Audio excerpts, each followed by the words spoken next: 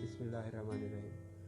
आधे-आधम निकालने का तीसरा तरीका, ये भी तकसीम ही है लेकिन इसे लैडर मेथड कहते हैं। सेम इसी तरह का मेथड जो है हम वो इस्तेमाल करते हैं एलसीएम मालूम करने के लिए, और वो सबसे आसान तरीका है। और उसी की तरह से आधे-आधम मालूम करने का भी सबसे आसान, सबसे शार्ट फार्मूला जो है, ये सबसे शार्ट तरीका भी यही डिवीज़न मेथड है, जो जिसे लैडर मेथड भी या लैडर डिवीज़न मेथड भी कहा जाता है। तो इसके लिए उसी तरह से कि तमाम रकमों को इकट्ठा लिखें।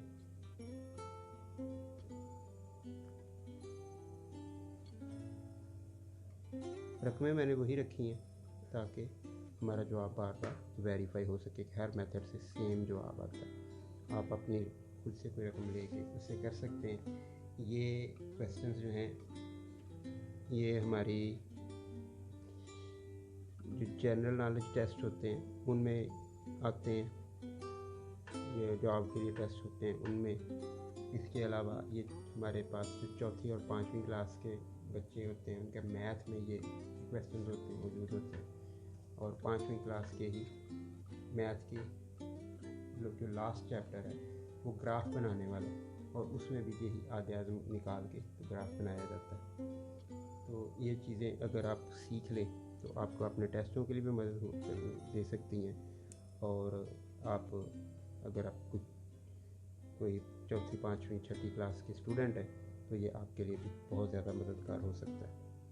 तो इसमें देखें कि बस ध्यान ये रखना है कि एलसीएम निकालते हुए हम सिर्फ ये देखते थे कि कोई एक रकम तकसीम हो जाए। इसमें ऐसा करना है कि तीनों होनी चाहिए, 4 है तो चारों होनी चाहिए, 2 है तो दोनों होनी चाहिए। ऐसा नहीं है कि एक हो जाए दूसरी नहीं हो तो कर दें, फिर नहीं करना। जैसे देखें कि ये 2 पे तकसीम हो जाएगी, ये भी हो जाएगी और ये भी हो जाएगी, तो इसको 2 पे तकसीम करें।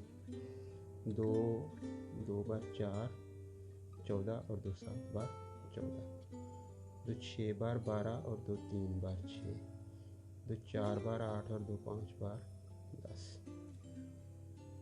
अब नेक्स्ट जो हमारे पास रकमें आई हैं इन पर गौर कीजिए कि ये किस पे डिवाइड होंगी। 2 पे ये किसी सूरत डिवाइड नहीं होगी। इसके बाद 3 है तो 3 पे चेक कर लें, ये हो जाएगा, ये भी हो जाएगा और ये भी हो जाएगा। तो 3 पे डिवाइड करें। 3 9 बार 27, 3 2 बार 6, 3 1 बार 3, 3 1 बार 3 और 3 5 बार 15। इसके बाद फिर देख लें, ये 9 3 पे हो जाएगा, 21 भी हो जाएगा, 15 भी हो जाएगा। तो 3 पे दोबारा डिवाइड कर लें। 3 3 बार 9, 3 7 बार 21 और 3 5 बार 15। अब आखिर पे जो तीनों नंबर बचे हैं ये किसी पे डिवाइड नहीं होते, ये खुद प्राइम नंबर्स हैं, तो ये किसी एक कॉमन टेबल के ऊपर डिवाइड नहीं होंगे, इसलिए इनको नहीं करना। तो हमारे पास जो तकसीम करने वाले फैक्टर्स आए हैं वो हैं 2 3 और 3। तो इसका मतलब है HCF बराबर है 2 ज़रब 3 ज़रब 3, 3 3 बार 9, 2 ज़रब 2 18। तो पिछले तमाम मेथड्स की तरह से, पिछले दोनों मेथड की तरह से इस दफ़ा भी हमारे पास आंसर